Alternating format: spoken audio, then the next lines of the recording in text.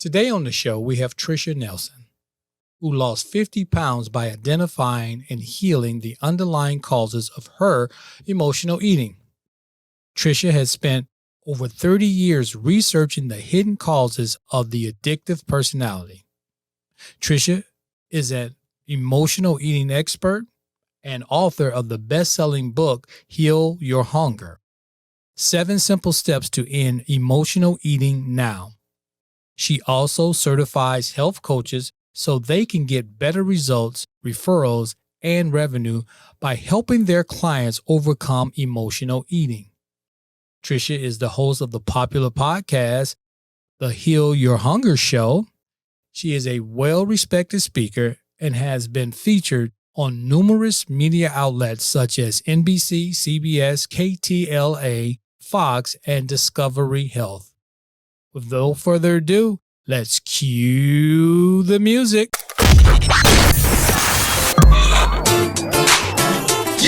Welcome to Loving Beyond the I Do podcast. This power couple is building stronger marriages one day at a time, talking about real issues on love, relationships, and marriage longevity. Let's break down the barriers and engage in healthy conversation with your hosts, Jason and Tina Marie. Take a seat and buckle up because things are about to get real. Hey, welcome to the show. Welcome to another episode of Loving Beyond the I Do podcast. With your hosts, Jason and Tina Marie. All right, welcome. So, Jason, who do we have with us this week? This week we have Tricia Nelson. Well, welcome, Trisha. How are you? I'm great. Wonderful to be here. Thanks for having me. Yes, thank you for saying yes. That's the first step. I do. All right. So, Trisha, tell us a little bit about yourself.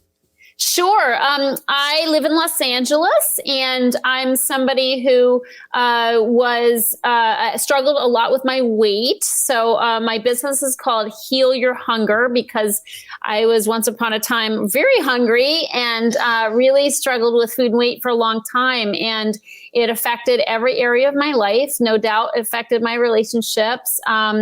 But by the grace of God, I've been healed, and I work with people all around the globe to heal their relationship with food so they can stop dieting, get off the roller coaster ride, and stop hating on their bodies and really have a better relationship with food and with their bodies and with people in their lives, because it's not just about the food, and there's a whole lot more that goes into it. So I'm very blessed to be able to do the work that I do. I'm excited to be here to talk with you guys about it. That sounds good. So let me first ask you, I know you said you had, an experience with food, right? So yes. How did your journey first begin with the healing process? Yeah. How did it lead you to that process? Totally. So I was somebody who, I think as far back as I can remember, I struggled with food. And I mean, I didn't struggle. I loved food. Let's put it that way. Okay. I love to eat. I love to cook. I love to serve it to other people. I love to go out to dinner, which would have all been fine, but I didn't like gaining weight. So by age 21, I was 50 pounds overweight. And it really plagued me. Like I had a roll on my tummy that I would scrunch up in my hands and imagine cutting off like you cut fat off the side of a steak, Yeah. And I thought, maybe I'll, get some disease where I automatically lose weight without dieting. Or I even thought maybe I'll join the army and they'll force me to exercise at boot camp because I didn't like to exercise. So this is kind of how it went for me. And That's just really representative of how out of control and desperate I felt, because of course I tried diets. If you've got a weight problem, the first thing you do, intuitively is, I'll go on a diet, like eat less, exercise more. But it didn't work for me because I went on several diets and I could lose weight for a time, but I was a yo-yo dieter. So like I'd be down 20, up 10, down 30, up 40, I was all over the map. And I had about 5 different sizes of pants in my closet because I never knew what size I'd be. So it was really, it really plagued me and I wasn't okay with it.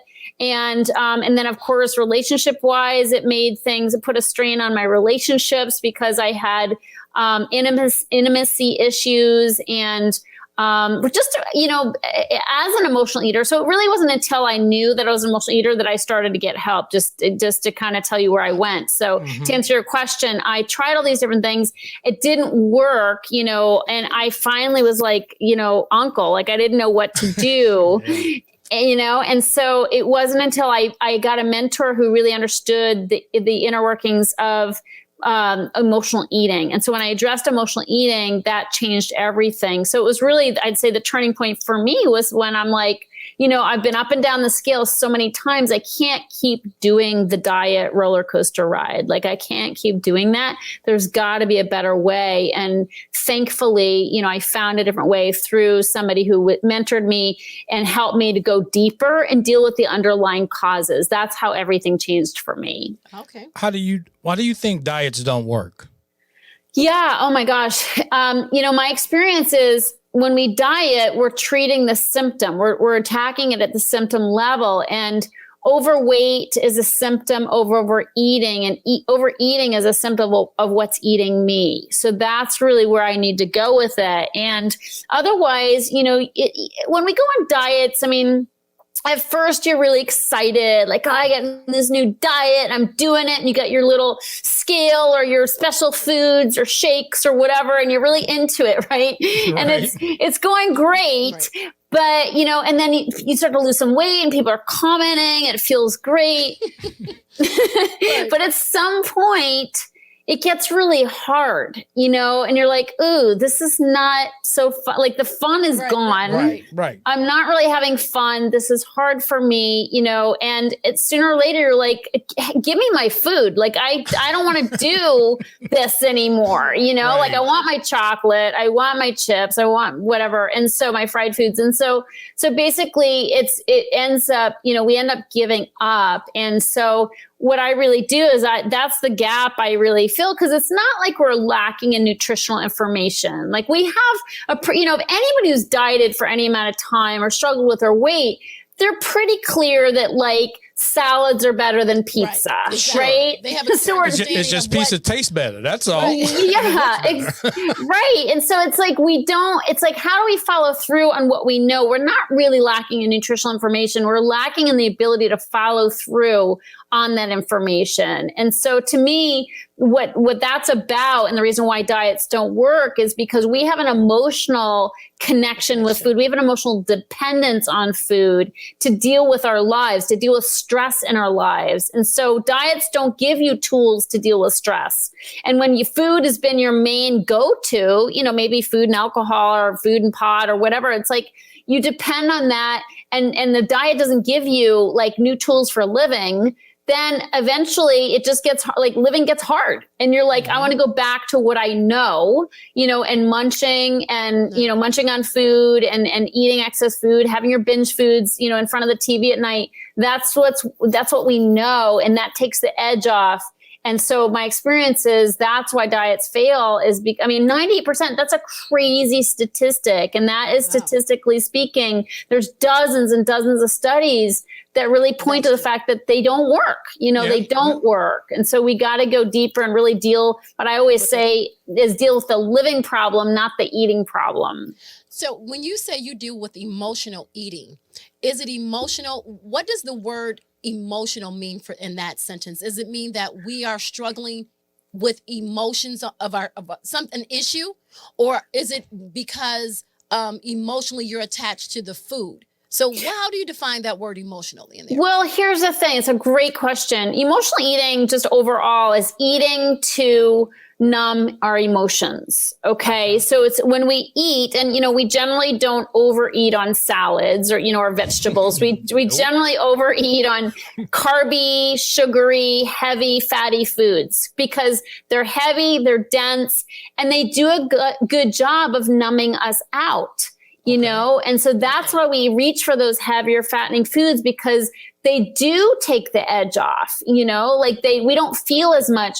And people typically are not aware of being an emotional eater. Like at first when I heard that term, I'm like, that's stupid. Like, I just like food. and so that was going to be my next, because you said, I love food. Right. And then as you love food, then it goes to emotional eating. So you had to tie those two together to realize they're one and the same. Yeah. So let me kind of explain that a little bit, because there's probably people who are thinking the same thing. Like, I just like food, And the thing is, I like food too, but it goes beyond that. When we tend to overeat, when we eat more than we need, like for fuel, to really nourish our bodies. And so I have a little thing called the Pep Test, and PEP is an acronym. And this is just to explain kind of what food is doing for us in an emotional way. Because we know what it does to us, but we don't always think about what it's doing for us. So PEP, PEP is the acronym. And the first P stands for painkiller.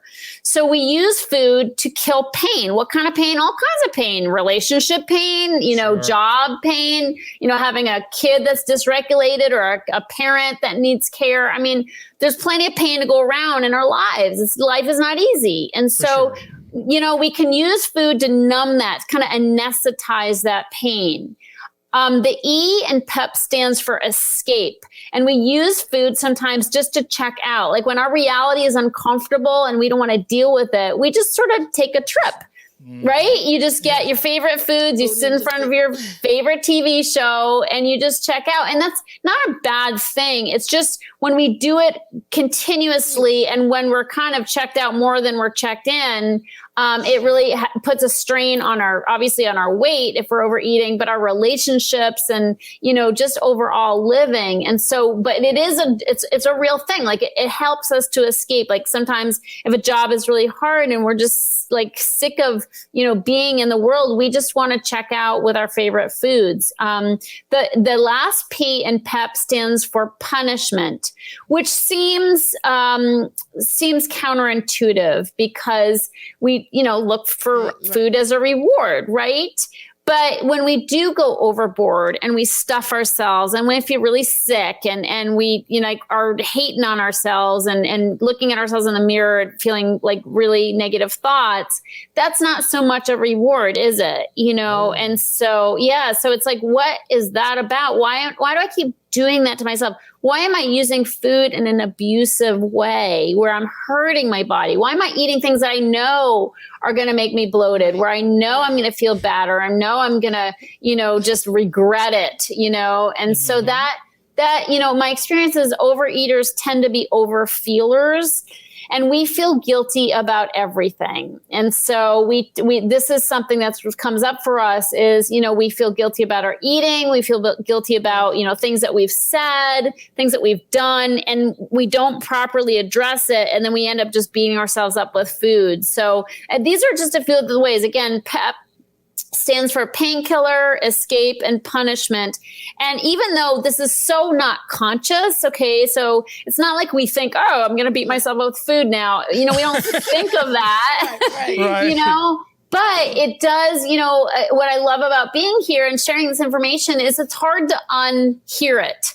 And so when I first heard the words emotional eater, even though I thought that didn't apply to me, I started to observe myself. And like, I'd go out to lunch with my friends, and we'd all order a sandwich and it would come with fries. Well, they'd eat their sandwich and pick up their fries, whereas I would eat my fries and pick up my sandwich. And so I started to see, I just started to observe, there's something different about, my relationship with food. Like I am drawn to this stuff. Like I need the carbs. Like I've got to have my sweets, at the end of a meal. And it was so much more of a draw for me. Some people could just, take it or leave it, but not me. Like I had to have it. And it was an obsession for me too. Like, oh, after a meal, like when am I going to get where am I going to stop and get my favorite chocolate? Or, how can I eat this on my way home and throw out the remains so nobody knows what I've done? So, this kind of behavior, it's like, it was different than most people. And so I had to start to observe that. And it's not until your awareness is raised, right? Your consciousness changes that you start sort of seeing the patterns in your life. Absolutely. And I was going to say, with the awareness that comes from it, how do we help other people to become more aware of what may be transpiring in their life? And it's a two-part. And then do you think it's more of underlining issues? Are we actually, so you said there's a lot of problems going on in the world. Do you think this is something that it's self-esteem early on in life, and then it just carries on to other problems. So, I know I have a habit of asking a bunch of questions. A long-ended question. Yeah. Right. So go ahead. And so I already forget the first one. So being aware, how do we bring people to become more aware of actually what they're doing or what it may be? Yeah. So definitely. I mean, I think if somebody is hearing this, they might be able to start to identify. I mean, if somebody is, again, if you think about food a lot more than you think is normal, like it's always on your mind, if your weight is always on your mind, if you're constantly dieting, if it's always like a topic of conversation. I mean, there's some people they're always on a diet and they never lose weight. Like they're just always on a diet because they're talking about a diet. Because because they are emotional eaters, and it's really, if you don't go deeper and deal with those underlying stuff, you're always going to be on a diet and never getting anywhere because diets don't work. So that's really important. And if somebody lives with somebody who is an emotional eater and isn't aware of it, but is always on a diet, obviously in relationships, it can cause a lot of tension because a spouse can want to help, but their help is not welcomed. They have the awareness, but the person with the issue doesn't have it. I'm telling you, all kinds of problems can happen. The skinny spouse is telling the person who's struggling with their weight, like how to do it, like how to eat and what they should do. And they're well-meaning, like, no, but I know, like I read about a lot about nutrition. I know I can help, but the person who struggles doesn't need nutritional information because they're struggling at a different level. And somebody who is skinny and doesn't have the problem, it's really hard to understand it. It's really hard because, and this is why so many professionals can't help either if they haven't had the problems. Like so many doctors will be like, eat less, exercise more. That on paper, that's the number one thing. That's the motto. That's right? The motto for most people, right? Yeah, on paper. I think that's like written in their office, like on the wall. I know. Exercise more. Yeah. Okay, that's going to solve my problem. To an overweight person who struggled, it's like no kidding. Like, tell me something I don't know. Right. Exactly. So it's really not helpful. Exactly. So it's like, and again, they don't know that they're not being helpful. They think they're being helpful, but it's just like, we're not stupid when we're dealing with our weight issues. It's just that we're hooked, we're really hooked, and we can't, it's like an addiction. You can't get unhooked just by, thinking it through. So making them aware, I think it's really important to be compassionate, with their struggles. And, I do have a book that I recommend. I recommend my book because here's the thing. A lot of times people, they've tried so many diets and have failed that, to them, help comes in the form of a diet, eat less, exercise more. That's all they know. That's all anybody around them knows. And so they really don't want to hear about it because in their mind, I've tried it and it doesn't work. Right. So there's sort of a sense of resignation and frustration for people who have chronically dieted. It's like, they just don't want to try anymore. It's just like, it doesn't work. I don't want to be disappointed one more time. Right. And it's gonna fail anyway, so. Yeah. But the good news is the diet and exercise prescription isn't the only way. And so what I have to share and what my experience was when all that failed for me is that dealing with emotional eating was a totally different tack. I didn't have to weigh my food, measure my food. I didn't have to restrict or do any of that stuff. I had to start getting acquainted with my emotions. I had to bring down my stress level. I had to get some self-care in my life, things that had nothing to do with food. And so it's really helpful for somebody who is hearing this and has a spouse who struggles to let them know, hey, there's actually a different way that's not diet. Like, I'm not going to throw or recommend a diet at you, or throw eating so much. Right. Yes, because I realize that doesn't work. And so the nice thing is there is another way. And so that can kind of raise somebody's sense of hope to say, okay, I don't have to keep beating my head against the wall. I don't have to keep feeling disappointed in myself, discouraged. I could actually try something different. So I do recommend my book, which is called Heal Your Hunger, 7 Simple Steps to End Emotional Eating. Now it's on Amazon for $10. It's on Audible, it's a 5-hour listen. But it's going to talk about emotional eating and about this new way, which I think can, and it's my personal story too. So if somebody does struggle, and feels like they're, Right. they're just sick of it and they feel discouraged, I think they will be definitely, heartened by reading my own struggle and my own story, to realize, oh, wow, like I'm not a moral failure. I'm not a loser. I have this thing called emotional eating, and it's no amount of willpower is going to heal it, because we do blame ourselves so much. Like we just think we're so incapable or inept, and to know that it's actually a thing. Like it's emotional eating's a thing. It means you don't have willpower. You're never going to have willpower. It's not about that. Okay. Let's deal with what it's really about. And that can give people a lot of hope to realize, oh, okay, So I don't have to just give it up.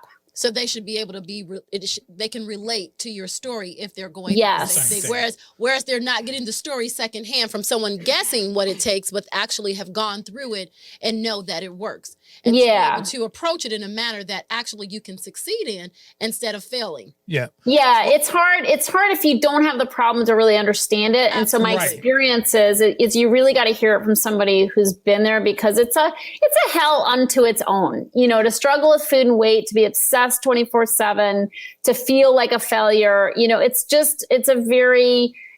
a hard go, and so to realize that there's another way from somebody who's had that way, I think that's really hopeful for somebody. Now, what's some of the signs that, like couples, if you feel like maybe your spouse is having or addiction may fall in this, right? And as they're listening to this, and what would be some of the signs that they can look out for the other spouse to see if, like, hey, maybe they this have is an issue with right. food, or is it emotional eating? What is it? Yeah, well, it's hard for spouses, and I actually have a podcast I did, an episode that I did one time for spouses, because I know how hard it is. Because like if you're a spouse, right, you're stuck in the crosshairs between trying to be helpful without managing and getting pushback, right? So or trying to seem pushy. Exactly. Right. Exactly. And I know so many of my clients who have kind of put their spouse in a position of going to get them their binge foods, like, oh, honey, I have ice cream, craving. Can you go get me some ice cream, like at 11 o'clock at night, or, which is a terrible thing to do to your spouse. It's like, I tell my clients, if you want the binge food, you go get it yourself, Because the problem is it gives the spouse mixed messages, because they want so much to be supportive. And so, when somebody's not on the diet and they're having cravings, they want somebody to go get them their binge foods, but then they go on the diet and then it's like, don't bring me that stuff. I told you. Right? I think that's all relationships. I know. It's so like the mixed messages, it gets really confusing for people. It's like, well, I thought donuts made you happy, honey. It's like, well, they do on some points, and other times they're like death to me, so it gets confusing. So it does create problems. And then of course it creates problems in the bedroom too, because I know for myself, when I was binging, the last thing I wanted to do is, have my clothes off in front of anybody. Like I didn't want to be touched. I didn't even want to take a shower. That's how painful it was when I would be eating large amounts of food, is my skin would hurt, because I'd be literally expanding my skin by gaining weight so quickly. And so taking a shower was painful. Just putting soap on my body was painful. Plus, I didn't want to see myself in the mirror. I mean, it gets dark. Okay. When somebody's really a binge eater, it can get really dark. And so the last thing I wanted to do was have sex. It's a total libido killer, to not feel good in your body. Absolutely. And even though, I hear so many of my client spouses are so loving and kind and they love their spouse, no matter what they look like. We don't love ourselves no matter what we look like, Right. And that's what the problem is. Yeah. You have to love yourself. Yeah. You got to have self-care, self-love.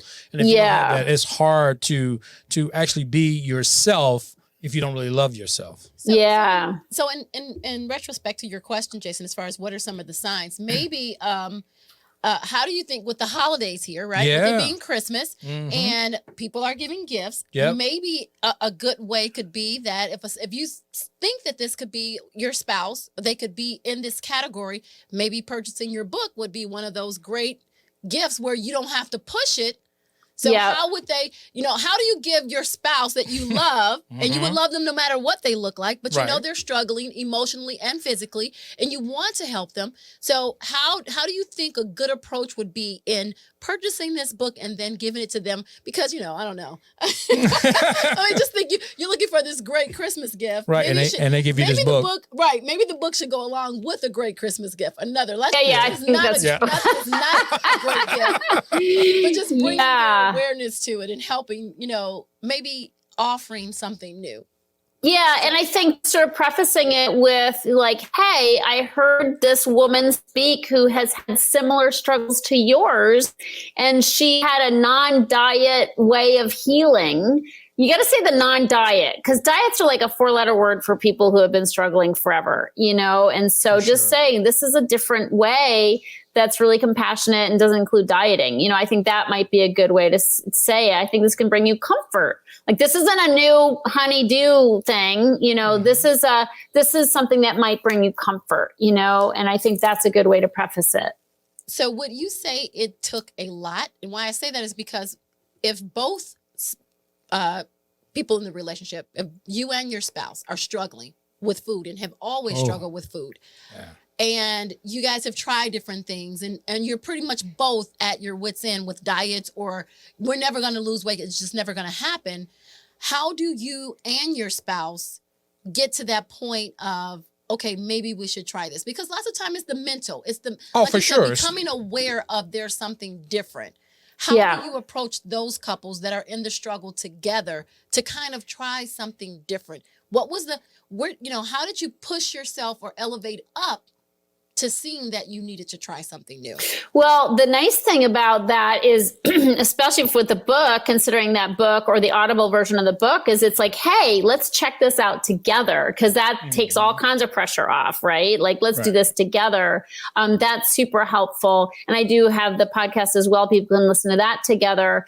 Not everybody, unfortunately, is at the same place all the time of kind of being sick and tired of being sick and tired. Absolutely. And so it might be that eventually one of the people, one part of that duo is the one that really takes it seriously, and that can bring up problems too. Oh, that definitely will bring up problems, right?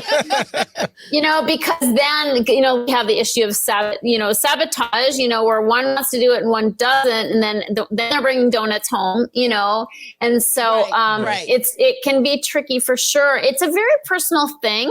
Diets you can do with somebody else, but if you really want to address and heal at a deeper level and start really having self-care and that kind of thing, you have to have the internal motivation to do it. Like, it's not a fad. It's like a way of life. Like, it's like really taking a look at our stress levels, really taking a look at, reprioritizing some things in our life. Ideally, you would do that together as a couple. And those are the power couples, the ones who do this together, and really make changes, because it does have so much to do with stress. So I would say couples, if they want to sort of work on their health together, I would take, first of all, step one is take a look at the stress they're both under. Okay. Because so much of the stress is fueling overeating, stress eating. So as a couple, if people want to support each other, I would say, let's look at our schedules and see where we can maybe like delegate some things to somebody else, hire somebody to take care of some of the chores or, cooking or whatever, or, definitely let's look at where we can like carve out some time for a morning practice. Like I'm a big fan of a morning, like spiritual routine. Okay. So like meditation and prayer, Bible reading, like things that can like really setting up a little morning ritual where you are, I call it putting money in your spiritual bank account. Sure. Right. And so it really helps with the eating, because so much of our eating is reaction to stress. And so much of our stress comes from just doing too much, and it's really easy to do in our lives is like run from here to there. And I will say emotional eaters especially do too much. So, cause so much, and we did have a question a while back, Tina Marie, about childhood and self-esteem, which you really, yes, because as kids, emotional eaters typically didn't get a strong sense of themselves. Right. Okay. We had trauma, alcoholism, mental illness, just, something, just really harsh teachings. Just lack of self-esteem. Yeah. Or you just absorb it. Growing up, right? Because all the pressures coming to you. Especially if you're a big kid. Right. Yeah. And so if you don't have that strong foundation, what happens is we get it from doing. We get it from performance in our job and, in our civic duties, church, whatever. It's like we want to just shine. We want to shine. We want to get the atta girls and the atta boys. And so what that does is it causes us to overdo. Overeaters are overdoers. And so we tend to do too much. And it's a prescription for disaster, because if we're stressed out, and we don't have any time for self-care, we're going to pay for it by overeating, because then you haven't made time for your meals. And so you're eating on the road, you're stopping at 7-Eleven, for crappy foods. And it snowballs into just a life of like disregard, really. And so we have to do a timeout on that and start really seeing where can we slow down, where can we stop trying to be all things to all people, super mom or super dad, and where can we start, filling our cup first.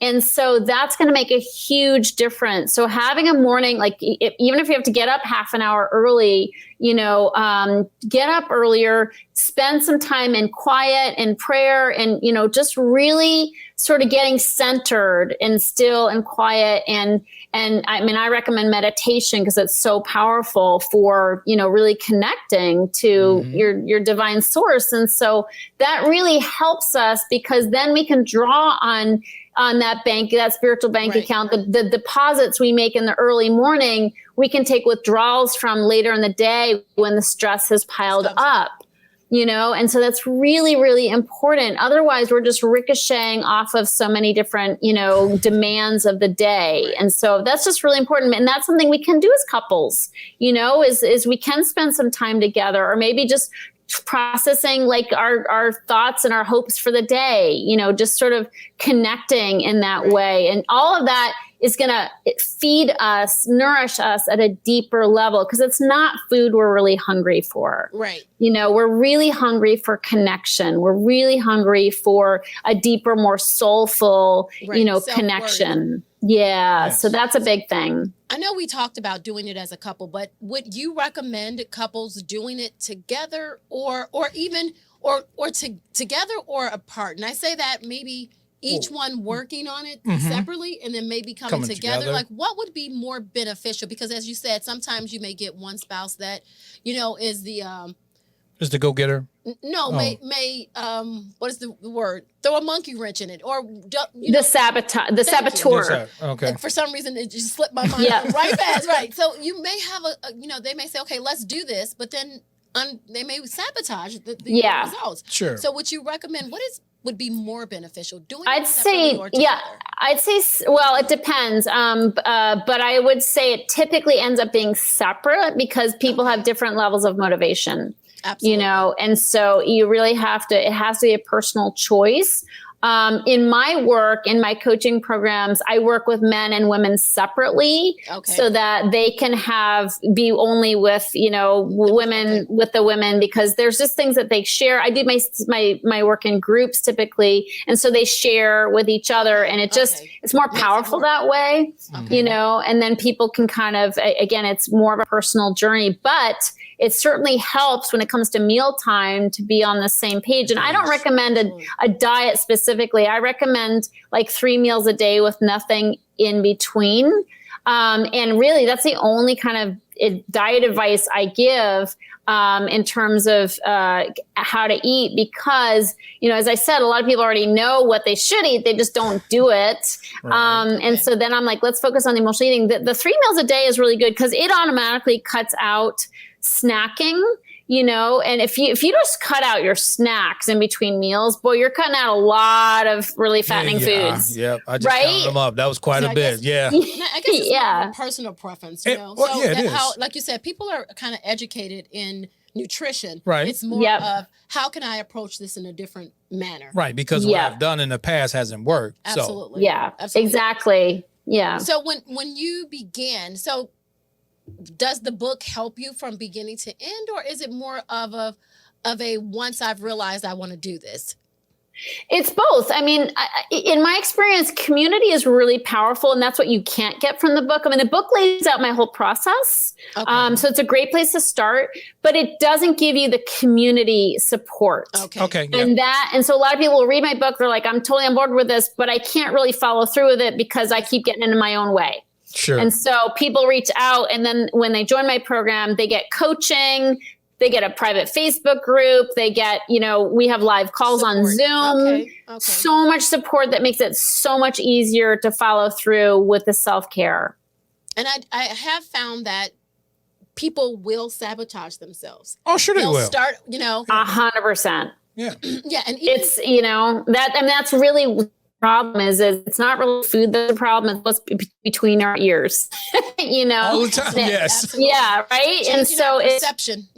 Totally. Yes. So when you have that group support, when it's reflected back to you, when you hear other people doing good things for themselves, it just sort of amps up your own motivation to be good to yourself. And again, I don't mean dieting, because my work isn't about dieting, but it's really about the self-care. It's about setting boundaries on your time. It's about speaking up for yourself. I find that a lot of emotional eaters eat their words. Okay. They don't really express themselves. So they just expect people around them to mind read. And so, because adds to more stress. Right. Yes, why aren't you getting it? I'm giving you clues and you're not paying attention to what I'm saying. Yeah. Not good for relationships. So they really learn how to start using their voice and speaking up for themselves. I call it say what you mean what you say, but don't say it mean, and so I find that we have to learn that, because emotional eaters tend to swallow, what they really want to say, and that makes it hard in a relationship. So there's lots of things that when you do this in a group setting, you work off of each other, you support each other, and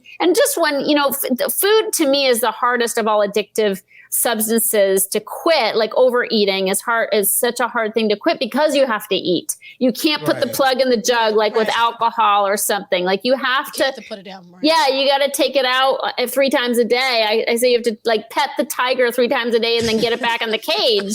It's not easy. So the more support, the better. So do you think your journey has helped you? I know it comes from inner understanding, but has it helped you understand the relationship with food? Because you said, I love food. So has it given you a different perspective of food as well as yourself? Yes, amazingly so, because I used to crave ooey gooey chewy foods. I just wanted things that were super fattening and gooey, and I don't crave those anymore. And my experiences, it comes so much from wanting to do good things for my body. When you do build in that internal sense of yourself and self-esteem, then you want to do good things for your body. It's kind of like, how if you go to the gym, you feel good. I'm not a gym rat, but if you go to the gym and you feel good, all of a sudden you want to do something else that's good for you. Okay. Yeah. So it sort of builds on itself, and that's experience as well, is that especially when you get rid of some of the emotional turmoil inside, when you do that and you start building, you have more of a clear channel. Then it's so much easier to make healthier choices. Whereas if you have all that turmoil inside and you haven't addressed it, you end up having to stuff it down. It's like you either deal with it or you stuff it down. So do you neglect yourself in anything? So do you, like you said, prevent you from, like, I don't want to eat this because. What? Well, you said you loved gooey things. So do you every now? Do I restrict or not do or not eat those things? Or just like don't do them ever. So now that you understand, you have a deeper awareness, and you want to do good for your body. Do you not? If you craved it here or there, do you not allow yourself to have it? So I do phrase this right no, now. I got you, girl. I get your question. So because one of those days, I guess. Wow. So the thing is that. I've obviously done a lot in my life. I've been on this path for 30 years. I've done a lot of experimentation with foods and with, emotional eating and all that. So, I actually do something, I do this quarterly. I do something called the Quit Sugar Challenge. Okay. And this is to help people quit. QUIT. Yeah. Okay. Yes. So Quit Sugar Challenge to help people get off of sugar. Why? Because there's not a whole lot of redeeming qualities to sugar. It's super destructive for your body. Okay. So we used to think it was fat was the big enemy. It's now sugar. Okay. And healthy fats are actually good for your body, just healthy oils and that kind of thing. But sugar is very destructive for our bodies. So I do something called the Quit Sugar Challenge. And I do this because when we get off of sugar, it solves a lot of health issues. Okay. Inflammation in the body, diabetes, pre-diabetes, gut issues. So many things are helped, but not to mention sugar is one of the most addictive there is. Okay. And I'm definitely a sugar addict. So I did learn through trial and error that I'm better off not eating sugar because sugar can grab a hold of me and make me physically crave. Like I can get physically dependent on it. But the nice thing is there are so many alternatives. So I still like sweet. But I get sweet in other alternative ways, like using stevia or monk fruit, and so this way I can still enjoy yummy foods, but without the addictive quality of sugar. Yeah. So it's just what I've learned about myself is I'm just like eating one of something, super addictive is not an easy thing to do. It's like giving an alcoholic one drink and telling them to stop. Yeah. And so it's really important that we realize this about ourselves. And I just, it's part of my self-care is not to eat something that's going to make me obsess on it and, feel like I need it. I don't like feeling enslaved to anything, Absolutely. And so I like the freedom of, I can eat sweet things. I make my own sodas. I use stevia in seltzer water. So I'm not eating, chemicals. And I teach all these, I give all kinds of recipes and stuff for really yummy foods that have no sugar in them. So it's just the way it's my workaround. So I can still enjoy, satisfying and sweet foods from time to time, but without really getting hooked into them. You know what came to mind is this is why diets don't work. Because we have these cheat days in the diet and we go run and get some sugar and that addicted and that cheat day runs until 2 or 3 days and then you're done with that diet because now you're back hooked on it. Because once you stop with sugar, you're good. But as soon as you get a taste of that sugar, whether it be soda, candy, cookies, whatever, you're back on that train. I'm telling you, I've done it too many times to know the truth of that. What is your idea? Because most people who do that, then they turn to vegan. Because they think it's the food. Right. So instead of, as you said, limiting or cutting out the things that are bad for us and just eating more of the good ones, do you think that it's a need to turn vegan, or can you still heal yourself from the inside, have a good relationship with food without actually having to think that it's the food itself and I need to be a vegan? So what I know that's kind of a broad topic. Yeah, there are so many fad diets out there right now. Intermittent fasting and keto. There's so many different diets. I don't think it really matters. I think it matters that we find the thing that works best for our bodies, because our bodies are sensitive and it's really important to feel into what works best for us. But no diet will work if we're emotionally connected and needing certain foods that maybe aren't on that particular way of eating. And so I can't really, and that's why I don't give nutritional advice to people, because like, what you need to do is clear out your emotions, deal with your stress, get support, and then listen to what's best for your body. Because again, it really comes back to self-care. Like diets are like an external thing that somebody tells us to do, or we go on the internet and find the prescription, and it's sexy, right? It's like, tell me what to eat. Let me follow the diet. But it's short-lived, because then we stop being able to follow the diet. So I'd rather people start really making really fundamental changes in their stress, in their connection with their emotions, in finding healthier tools for processing difficult emotions, so that they can start like hearing what their body needs and giving them that, because it's so much, that's a longer lasting plan. Instead of the next new diet that comes down the pike, it's like, let's build this relationship with ourselves and with our bodies. Like we're the one, we have to be with ourselves 24/7. Like our spouse doesn't even have to be with us as much as we're with ourselves. So this is really about a relationship with ourselves and our bodies and our emotions, so that we can be more emotionally, regulated. So we're not running to food every time we have upset. Sounds good. Any other questions for you? So before we close it out, tell everyone where they can get your book, what the book is about again, in case they're just tuning in, and what's the purpose? Sure. And your podcast, and also your website. Sure. So the website's a good place to go because it has a lot on it. It also has a quiz where somebody can find out if they're an emotional eater or a food addict or somewhere in between. It's a 2-minute quiz, and I would definitely start there, because if you take the quiz, then you'll kind of know where you are on the spectrum. And I think we're all on the spectrum. It's a matter of where we are. So you get a personalized score. The website is Heal Your Hunger, HEAL, healyourhunger.com. And you can literally find out about the book on there. There's a tab to buy the book. The book is on Amazon. The book is called Heal Your Hunger, 7 Simple Steps to End Emotional Eating Now.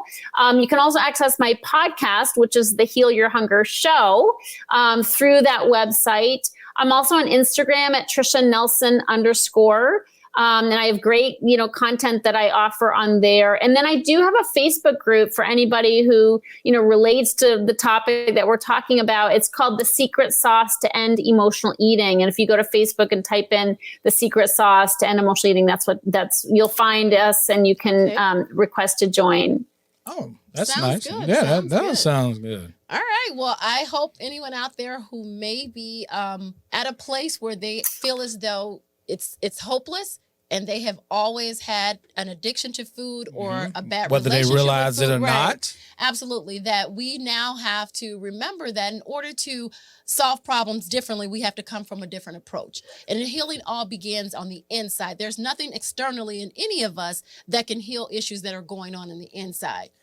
All right. Thank you for being with us, Tricia. So thanks so much for having me. It's fun. Yes, I'm so glad you said yes.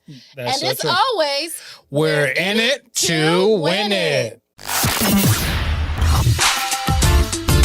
Thanks for listening to this week's episode of Lovin' Beyond the I Do podcast. Head over to iTunes to subscribe and leave a review. Follow us on Instagram and Facebook at Legendary Relationship, or visit our website at legendaryrelationship.com. Till next time, remember to make every day count.